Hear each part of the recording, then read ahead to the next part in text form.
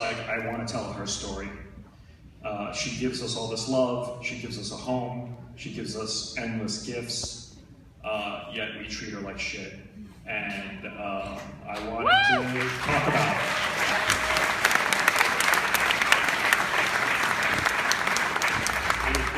It's beautifully done, but you go hard and you go deep with it, and you're using horror tropes, you're using genre elements, you're using also a lot of the things that we've seen in your previous films, from Requiem for a Dream and Pie and Black Swan. A lot of your work is in here. Does this feel like kind of a, ultimate Darren Aronofsky movie? Well, that's nice. I mean, look, I've always been a fan of filmmakers who make films that only they can make. And someone said to me after they saw it, and that's all they said was like, only you could have made this. And I was like, oh, well, that's kind of cool. I don't know if they liked it or what, but it was cool. I can't help when you author these things, they just come out and you end up, you're the same person, but you're very different. I mean, I tell the story, when Requiem for a Dream went to Blu-ray, I didn't get involved with the transfer, my whole team did it. And then at the end, they were like, you really should watch it before we print it, would you? And I said, okay. And I saw the film, I could remember every moment of making it, but I knew it wasn't me anymore. And so you just sort of move through these things, you change, but ultimately there are reflections that come back to haunt. All right, let's go to you. Questions, please. Comments for Darren Aronofsky. If you got a question, please wave your hand, especially if you're up at the back. Anyone want to start? Yeah, let's go right up here. Go ahead. What's up?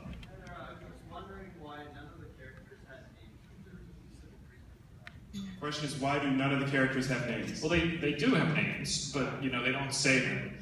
And the point is, I think the film works on two levels. It works on just a relationship film about a narcissistic creator and someone who takes care of his home and takes care of him and builds him shelter. But that was just one level. For me, I was more interested in this larger metaphorical thing of mother and God hanging out in a house and seeing human history unfold. And so it was symbolic, and that sort of led for all the reasons for how it's spelled and lowercase and all that type of stuff came out of that. But if you look close at the cast list and the character list, there's a lot of clues in there. I know you guys are all chattering about, what the fuck? There's a lot of clues in the credits. All right, we'll go back here.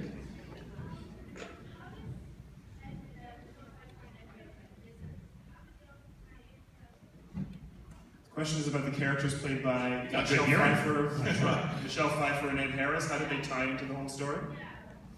Well, Ed is, what kind of the big breakthrough for me was when I was working on this. I wanted to figure out how to tell the story of people on Earth. And I realized that the myths of the Bible would be a really good kind of structure. So I went back to Genesis, which I have been studying a little bit on the last film. And if you go through the film, you'll actually see all of the stories unfold in order in the Bible.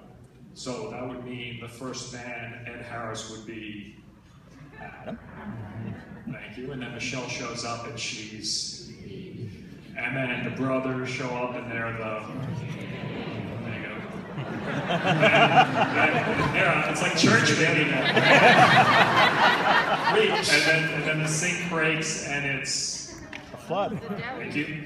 And then it continues through the New Testament after that. So that was kind of the structure that kind of gave me a Christmas tree to hang these ornaments off of it.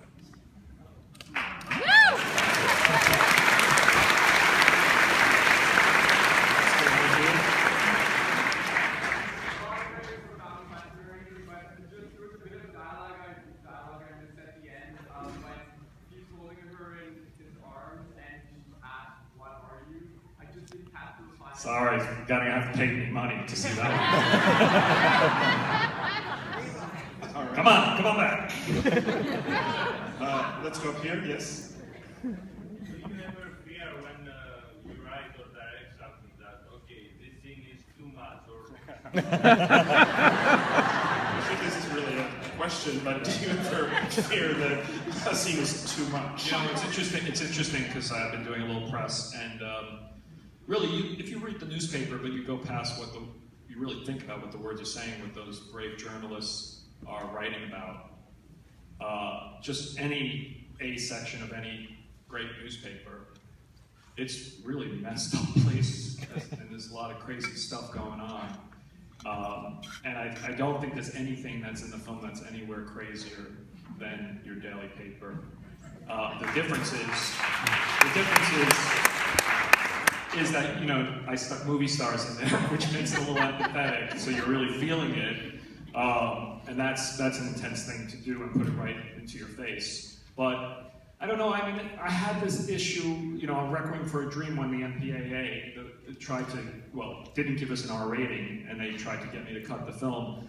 The whole purpose that Hubert Selby Jr. wrote that book was to explore the darkness to reveal the light. And if you cut back from that darkness, you undermine the message of the material. So for me, it was a very similar thing. It was like, I was just trying to be an honest portrayal of how we treat our mother, and then to just put it in front of us as a reflection. But it is a cautionary tale. I'm totally an optimist, and I think we have the means to change everything, and well, to change a lot of it, to fix things, and you know, that's why it's a cautionary tale. Thank you.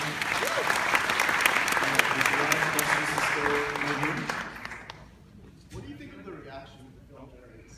Like, were you expecting everyone to have the kind of WTF that clearly everyone's having? The question is, what do you think the reaction will be?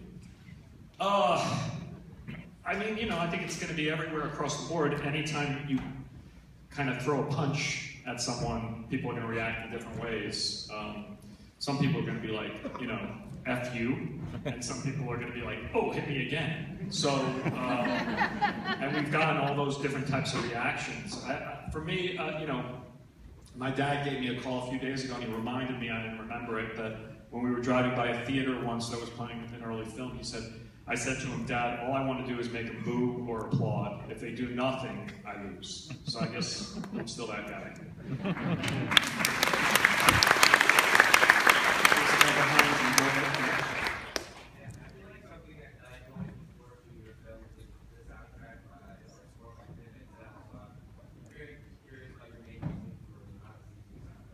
Why no score? Well, there actually is a score. Me and Johan Johansson, great composer. I actually met him. I met him at TIFF a year or 2 years ago after he did Sicario. I was like, that motherfucker's cool. And so we started working together. We actually worked for several months together, and there is a score. We're hoping eventually to make it into an opera. So stand by. But in the meantime, what was interesting is when we put it on the film, Johan was the first to detect it. He was like, it's weird because you don't want to give the audience a hint at what's going on. And the second you put music, you're telling the audience kind of what to feel. And the whole film works because you don't know what the fuck is going on. And you're leaning into Jennifer to decipher. And what we realize is Jennifer is actually the score of the movie. She's giving you every emotion beat by beat. And we never lay off of her. The camera, as you may have noticed, is just over her shoulder, on her face, or what she's looking at. There's the only 3 shots in the film. There's no wide shots, there's no inserts. Yeah. It's purely that coverage, which is a nightmare when you get to the edit room and you have nowhere to escape if things aren't working out. But luckily, Jen was just a great tour guide for the audience, always sort of responding and reacting to things in a way that keeps the dynamics going. So ultimately, the film worked best without a score. And then Craig Hennigan from Toronto, the sound designer, was able to really push his stuff forward to make the subjective experience more. Maybe time for 1 or 2 more? Who said here? Where are you? Up here? Oh, thank you very much. Okay, yeah, go ahead, please. Okay, so I wanted to ask, what did he write? Was it, or like, were we supposed to know that, or was that another metaphor? What did he write? You know, I mean, I think it's purposely dreamlike and abstract. you know, we never really wanted to show the words on the page on purpose because they're kind of the unknowable words. There are no words that could really represent it. But for me, it was always, and I don't think that's that important. It's kind of a red herring. But for me, what I told myself and what that kind of dream sequence was while she was reading the poem and it goes outside, is he was writing the story of the origin, of their origin, and the initial love and the initial creation that they had together. That's kind of what I reasoned myself and what I talked to the actors about when we were out in that field getting stung by mosquitoes, why we were doing it. I'm here. Don't everybody start on this. Okay, last one up here. So one at a time, please. Go ahead. What was the symbolism of the orange powder? Oh, that's the one thing I won't answer. That doesn't matter. One more question. Okay, don't even ask the question. Okay, one more question up here. Go ahead. Sorry, we've got two people speaking right now. Can we go with just one of you? Yeah, sure. No, you can go. Please go ahead. Thank you. I just had a question. What was it like to film on such a setting? There was such a change in scenes all the time. What was it like to change so quickly? Yeah. The question is about what was it like to shoot on that very contained set? Yeah. I mean, it was a big challenge because, you know, we would finish shooting for a day, and then the art department would come in at night and prep for the next day, and so it was a 24-hour production cycle up in Montreal. And everyone's leaving, and thank you so much for coming. But get out of the house! Get out! Get out!